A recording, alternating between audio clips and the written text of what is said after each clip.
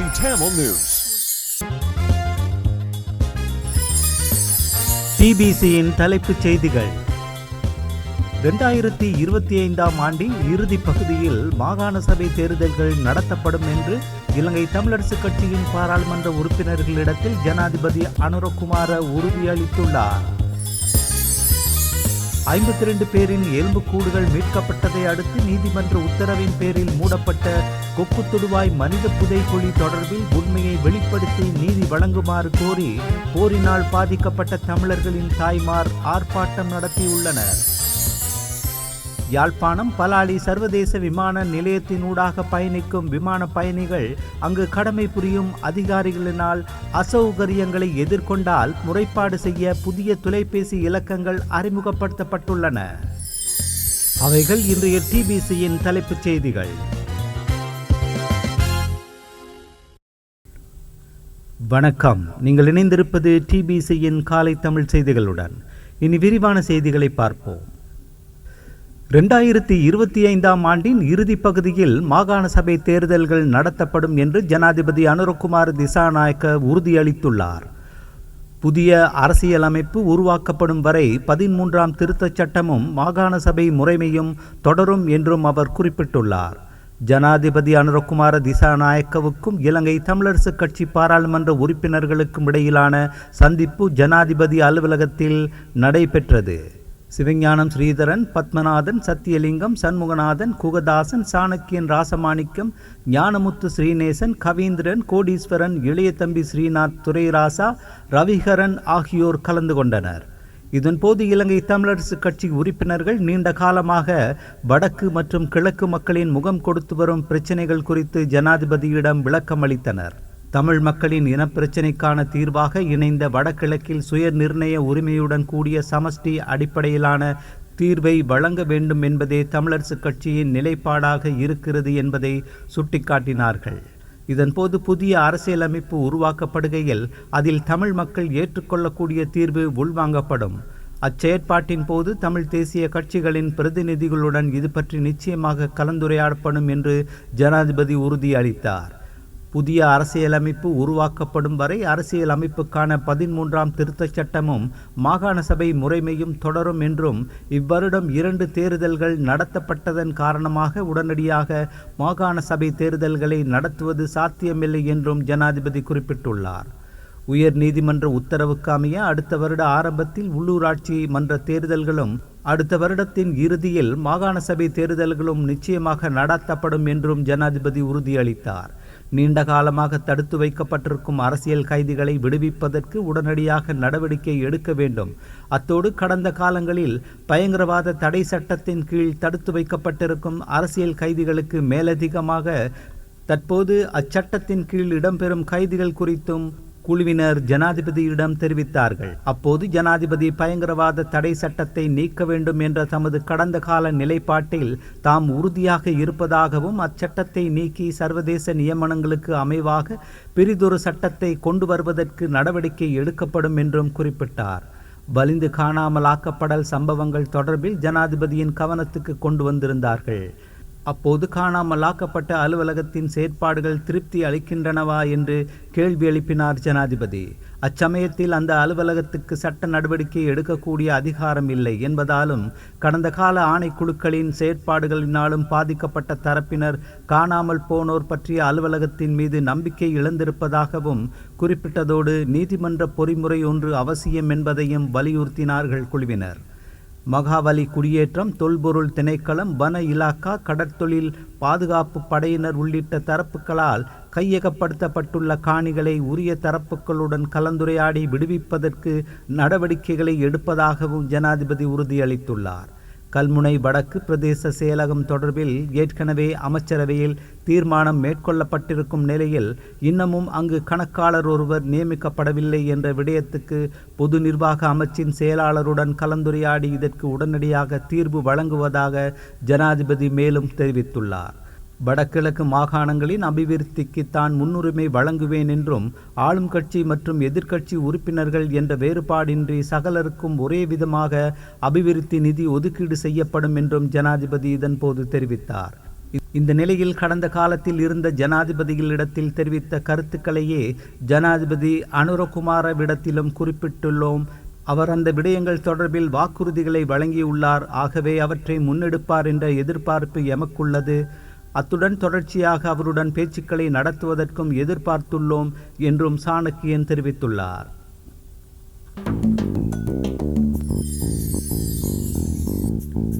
52 பேரின் எலும்புக்கூடுகள் மீட்கப்பட்டதை அடுத்து நீதிமன்ற உத்தரவின் பேரில் மூடப்பட்ட கொக்கு தொடுவாய் மனித புதைகுழி தொடர்பில் உண்மையை வெளிப்படுத்தி நீதி வழங்குமாறு கோரி போரினால் பாதிக்கப்பட்ட தமிழர்களின் தாய்மார் ஆர்ப்பாட்டம் நடத்தியுள்ளனர். 2024 ஆண்டு ஜூலை 15 அகழ்வு பணிகள் நிறைவுக்கு கொண்டுவரப்பட்ட முல்லைத்தீவு கொக்கு தொடுவாய் பொது மயானத்துக்கு அருகில் ஒன்று கூடிய வடக்கை பிரதிநிதித்துவப்படுத்தும் வலிந்து காணாமலாக்கப்பட்டவர்களின் உறவினர்கள் தமிழ் மக்கள் பிரதிநிதி ஒருவருடன் இணைந்து வடக்கு கிழக்கில் உள்ள அனைத்து மனித புதைக்குழிகள் தொடர்பிலும் சர்வதேச விசாரணை அவசியமென ஒரே குரலில் வலியுறுத்தினர். வடக்கில் கண்டுபிடிக்கப்பட்ட 4 மனித புதைகுழிகளுக்கும் நீதி வழங்கப்படவில்லை எனவும் கொக்கு தொடுவாய் மனித புதைகுழியில் மீட்கப்பட்ட எலும்புக்கூடுகள் யாருடையதாக இருந்தாலும் அவர்களுக்கு நீதி வழங்கப்பட வேண்டுமெனவும் ஆர்ப்பாட்டத்துக்கு தலைமை தாங்கிய முல்லைத்தீவு மாவட்ட வலிந்து காணாமலாக்கப்பட்டவர்களின் உறவினர்கள் சங்கத்தின் தலைவி மரிய சுரேஷ் ஈஸ்வரி தெரிவித்தார். கொக்கு தொடுவாய் போன்று 4 மனித புதைகுழிகள் கண்டுபிடிக்கப்பட்டுள்ளன. 4 புதைகுழிகள் குறித்தும் சாட்சியங்கள் இருக்கின்ற போதும் எதுவும் நடக்கவில்லை. அவசரமாக வழங்கப்பட்ட தீர்ப்பை ஏற்க முடியாது. எங்களது பெருமதியான உறவுகள், அது எமது உறவுகளாக இருந்தாலும் சரி, போராளிகளாக இருந்தாலும் சரி, புதைக்கப்பட்டவர்களுக்கான நீதி கிடைக்க வேண்டும். இலங்கையில் நீண்ட காலமாக தமது அன்புக்குரியவர்களுக்கு நீதி கோரி போராடி வரும் தமிழ் தாய்மார்களை அச்சுறுத்தி மரணச் சான்றிதழ் வழங்க முற்படும் காணாமல் போனோர் அலுவலகம் எவ்வாறு மனித புதைகுழிகளுக்கு நீதி வழங்கும் என அவர் மேலும் கேள்வி எழுப்பினார். காணாமல் ஆக்கப்பட்டவர்களுக்கு எதிராக செயற்படும் OMB அலுவலகம் புதைகுழிக்கு எவ்வாறு நீதியை பெற்றுத்தரும் என்பது எமது கேள்வி. எனினும் சர்வதேசம் ஏன் OMBயை மதித்து அங்கீகரிக்கிறது என தெரியவில்லை. மூடப்பட்ட புதைகுழியில் இருந்து மீட்கப்பட்ட எச்சங்கள் வலிந்து காணாமல் ஆக்கப்பட்டவர்களுடையதா என்பதை கண்டறிய ஆய்வுகளை மேற்கொள்ள எதிர்பார்ப்பதாக காணாமல் போனோர் அலுவலகத்தின் தலைவி சட்டத்தரணி மகேஷ் கட்டுலாந்த பிரதேச ஊடகவியலாளர்களிடம் இதற்கு முன்னர் தெரிவித்திருந்தார். கொக்கு தொடுவாய் மனித புதைகுழிக்கு சர்வதேச விசாரணை வேண்டும். மன்னார் மனித புதைகுழிக்கு சர்வதேச விசாரணை வேண்டும். திருக்கேதீச்சரம் மனித புதைகுழிக்கு சர்வதேச விசாரணை வேண்டும். யாழ்ப்பாண மனித புதைகுழிக்கு சர்வதேச விசாரணை வேண்டும். கொக்கு தொடுவாய் மனித புதைகுழிக்கும் நீதி வேண்டும். இராணுவம் பொறுப்பு கூற வேண்டும் போன்ற கோஷங்கள் எழுப்பப்பட்ட இந்த போராட்டத்தில் காணாமல் ஆக்கப்பட்டவர்களின் உறவினர்களான தமிழ் தாய்மார்கள், தமிழ் தேசிய மக்கள் முன்னணியின் பொதுச் செயலாளர் நாடாளுமன்ற உறுப்பினர் செல்வராசா கஜேந்திரன், வடக்கு மாகாண சபையின் முன்னாள் உறுப்பினர் துரைராசா ரவிகரன் மற்றும் பொதுமக்கள் பங்கேற்றிருந்தனர். மனித புதைகுழியில் இருந்து மீட்கப்பட்ட ஆடைகளை அடிப்படையாக கொண்டு எலும்புக்கூடுகளின் காலம் குறித்தும் விசாரணை நடத்தப்பட வேண்டுமென ஆர்ப்பாட்டத்தில் கலந்து கொண்ட வலிந்து காணாமலாக்கப்பட்டவர்களின் உறவினர்கள் சங்கத்தின் வவுனியா மாவட்ட தலைவி சிவானந்தன் ஜெனிட்டா குறிப்பிட்டுள்ளார். எத்தனையோ மனித புதைகுழிகள் கண்டுபிடிக்கப்பட்டுள்ள போதிலும் அவை பல வருடங்களுக்கு முன்னேவை என அரசாங்கம் கூறிக்கொண்டிருக்கிறது. இந்த புதைகுழியில் உடைகள் கூட உக்கி போகாத நிலையில் இருக்குமானால் எத்தனை வருடங்கள் ஆடைகள் உக்காமல் இருக்கும் என்பதை சிந்திக்க வேண்டும். ஆகவே உடைகளை அடிப்படையாக வைத்து பரிசோதனைகளை மேற்கொள்ள முடியும். எனினும் ஆதாரங்கள் கிடைக்கப்பெற்றும் மனித புதைகுழிகள் குறித்த விடயத்தை முடிவுக்கு கொண்டு வர முயற்சிக்கின்றனர். வெகுஜன புதைகுழியிலிருந்து அகழ்ந்து எடுக்கப்பட்ட உண்மையான உரிமையாளர்களை கண்டறிய சர்வதேச தலையீடு தேவை என்பதையும் அவர் வலுவாக கூறினார். மரபணு பரிசோதனை மேற்கொள்ளப்பட வேண்டும். புதைக்கப்பட்டவர்கள் யார் என எவருக்கும் தெரியாது. அப்படியான நிலையில் இதில் புதைக்கப்பட்டவர்கள் யார் என்பதே எமது கேள்வி. யார் என எமக்கு கூற முடியாது. ஆகவே அதனை கண்டறிய சர்வதேச தலையீட்டுடன் விசாரணை மேற்கொள்ளப்பட வேண்டுமென சர்வதேசத்திடம் கேட்கின்றோம். உள்ளக பொறிமுறையை நாம் முற்றாக நிராகரிக்கின்றோம். யுத்தம் நிறைவடைந்து 15 வருடங்கள் கடந்துள்ள நிலையில் காணாமலாக்கப்பட்டவர்களுக்கு சர்வதேச நீதி பொறிமுறையை தான் கேட்கிறோம். மனித புதைகுழிக்கும் சர்வதேச விசாரணையை வலியுறுத்துகிறோம். கொக்கு தொடுவாய் மனித புதைகுழி தொடர்பான வழக்கு இந்த வருடம் ஆகஸ்ட் 8 முல்லைத்தீவு நீதிவான் தர்மலிங்கம் பிரதீபன் முன்னிலையில் விசாரணைக்கு எடுத்துக்கொள்ளப்பட்ட நிலையில் ஊடகங்களுக்கு கருத்து வெளியிட்ட முல்லைத்தீவு மாவட்ட வைத்தியசாலையின் சட்ட வைத்திய அதிகாரி கனகசபாபதி வாசுதேவா இந்த ஆய்வுகளின் ஊடாக பாலினம், வயது, உயரம் மற்றும் காயங்கள் குறித்த தகவல்களை அறிந்து கொள்ள எதிர்பார்ப்பதாக குறிப்பிட்டுள்ளார். இந்த அகழ்வின் போது எடுக்கப்பட்ட 25 எலும்புக்கூட்டு தொகுதிகள் யாழ்ப்பாணம் போதனா வைத்தியசாலையில் வைத்திய பிரிவிற்கு இடமாற்றப்பட்டு கடந்த 2ஆம் தேதி ஆகஸ்ட் முதல் ஆய்வுகள் 2 நாட்கள் நடைபெற்றன. எதிர்வரும் வாரங்களிலும் தொடர்ந்தும் இடம்பெறும். சட்ட வைத்திய நிபுணர்களின் முழுமையான அறிக்கைகள் 6 மாதங்களுக்குள் கிடைக்கும் என எதிர்பார்க்கப்படுகிறது. புதைகுழியிலிருந்து எடுக்கப்பட்ட எலும்புக்கூடுகள் 90களின் நடுப்பகுதியில் அவசரமாக புதைக்கப்பட்ட விடுதலை புலி உறுப்பினர்கள் உடையதாக இருக்க வேண்டுமென கொக்குத்தொடுவாய் அகழ்வு பணிகளுக்கு முன்னோடியாக இருந்த தடயவியல் தொல்பொருள் ஆய்வாளர் பேராசிரியர் ராஜ் சோமதேவ 2024 மார்ச் மாதம் நீதிமன்றத்துக்கு அறிவித்தார். அவர்கள் சுட்டுக் கொல்லப்பட்டிருக்க வேண்டும் என அனுமானத்துக்கு அவர் வந்தார். 2023ஆம் ஆண்டு ஜூன் மாதம் இறுதியில் கொக்குத்தொடுவாய் மகா வித்தியாலயத்திலிருந்து கோக்கிலாய் நோக்கி சுமார் 200 மீட்டர் தொலைவில் நீர் வளங்கள் திணைக்கள ஊழியர்கள் நீர் குழாய்களை அமைப்பதற்கு நிலத்தை தோண்டி கொண்டிருந்த போது மனித உடல் பாகங்கள் மற்றும் ஆடை துண்டுகள் வெளிப்பட்டன.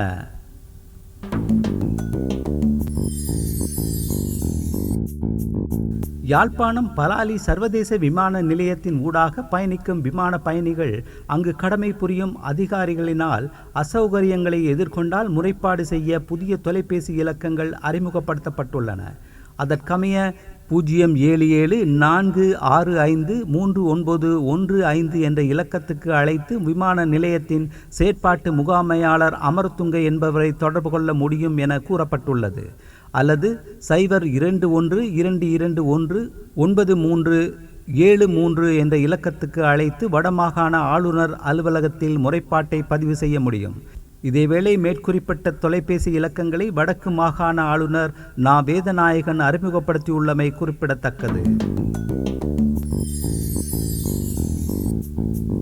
மலையக மக்களின் வீடு, காணி மற்றும் சம்பள பிரச்சினைக்கு தேசிய மக்கள் சக்தி ஆட்சியில் நிச்சயம் நிரந்தர தீர்வு வழங்கப்படும் என்று பதுளை மாவட்ட பாராளுமன்ற உறுப்பினர் அம்பிகா சாமுவேல் தெரிவித்தார். பாராளுமன்றத்தில் உரையாற்றுகையில் அவர் இவ்வாறு கூறினார். மலையக மக்களின் பிரதிநிதியாக தன்னை பாராளுமன்றம் அனுப்பி வைத்த மக்களுக்கும் தனக்கு வாய்ப்பளித்த தேசிய மக்கள் சக்திக்கும் அவர் நன்றிகளை தெரிவித்திருந்தார்.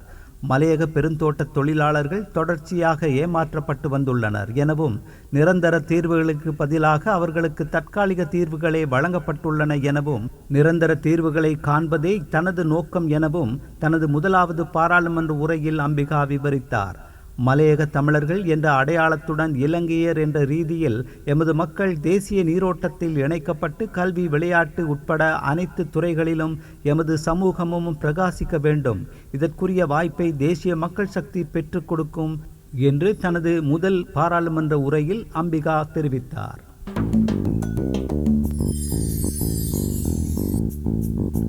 பாதுகாப்பின் நிமித்தம் வழங்கப்பட்ட துப்பாக்கிகளை குறைந்தபட்சம் 1ஆக வரையறுத்து வழங்க பாதுகாப்பு அமைச்சு தீர்மானித்துள்ளது. துப்பாக்கிகள் தொடர்பாக நடாத்தப்பட்ட ஆய்வுகளின் பின்னர் இந்த தீர்மானம் எடுக்கப்பட்டுள்ளது. நபரொருவர் 1க்கு மேற்பட்ட துப்பாக்கிகளுக்கு விண்ணப்பிக்கும் பட்சத்தில் அது குறித்து ஆய்வு நடத்தப்படும் என பாதுகாப்பு அமைச்சு தெரிவித்துள்ளது. ஆய்வின் மூலம் வெளிப்படுத்தப்படும் உண்மை தன்மையின் அடிப்படையிலேயே மேலும் துப்பாக்கிகளை வழங்குவதா இல்லையா என்பது குறித்து தீர்மானிக்கப்படும் என அமைச்சு குறிப்பிட்டுள்ளது.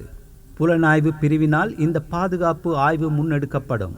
துப்பாக்கி உரிமையாளர்கள் தொடர்பில் மேற்கொள்ளப்படும் ஆய்வில் அவர்களுக்கு உயிர் அச்சுறுத்தல் ஏதும் இல்லாத பட்சத்தில் அவர்களிடம் உள்ள துப்பாக்கிகளை மீள பெற்றுக்கொள்ள நடவடிக்கை எடுக்கப்படும் என்றும் பாதுகாப்பு அமைச்சு சுட்டிக்காட்டியுள்ளது.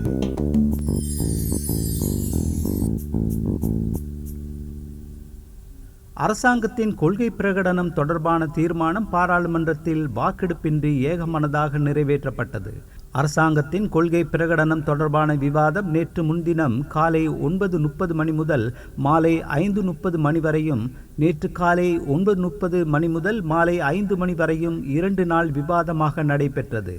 ஜனாதிபதி அனுரகுமார் திசாநாயக்க கடந்த நவம்பர் 21ஆம் தேதி அரசாங்கத்தின் கொள்கை பிரகடனத்தை பாராளுமன்றத்தில் சமர்ப்பித்திருந்தமை குறிப்பிடத்தக்கது.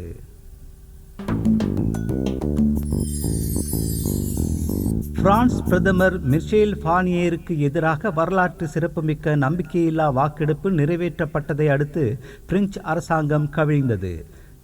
கடந்த 60 ஆண்டுகளில் நம்பிக்கையில்லா வாக்கெடுப்பு மூலம் பிரான்ஸ் அரசாங்கம் கவிழ்க்கப்படுவது இதுவே முதல் முறையாகும். இடது மற்றும் தீவிர வலதுசாரிகள் உட்பட பிரெஞ்சு பாராளுமன்ற உறுப்பினர்கள் 574 பேர்களில் 331 பேர் பிரேரணைக்கு ஆதரவாக வாக்களித்துள்ளனர். 2025ஆம் ஆண்டிற்கான பிரதமர் மிஷேல் பானியேரின் முன்மொழியப்பட்ட சமூக பாதுகாப்பு பட்ஜெட்டுக்கு கடுமையாக எதிர்ப்பு உருவான நிலையிலேயே நம்பிக்கையில்லா வாக்கெடுப்பு முன்னெடுக்கப்பட்டது. ஆனால் 50 பில்லியன் பவுண்டுகளை மிச்சப்படுத்துவதை நோக்கமாக கொண்டது தமது பட்ஜெட் என்று பானியேர் தெரிவித்திருந்தார்.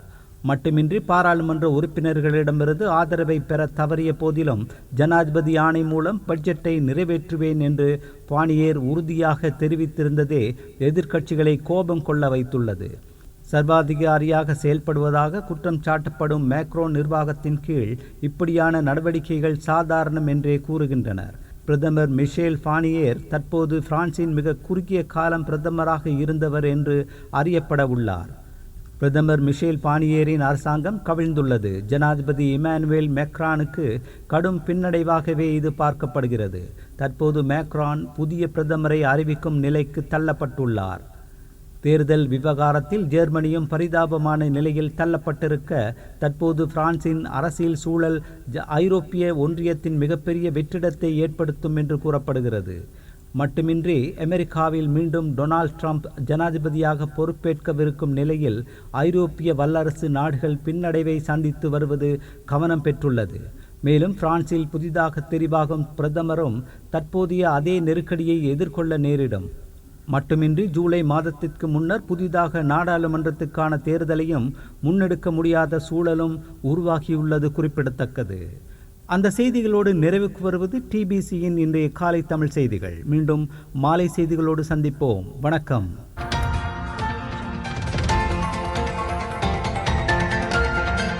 TBC Tamil News.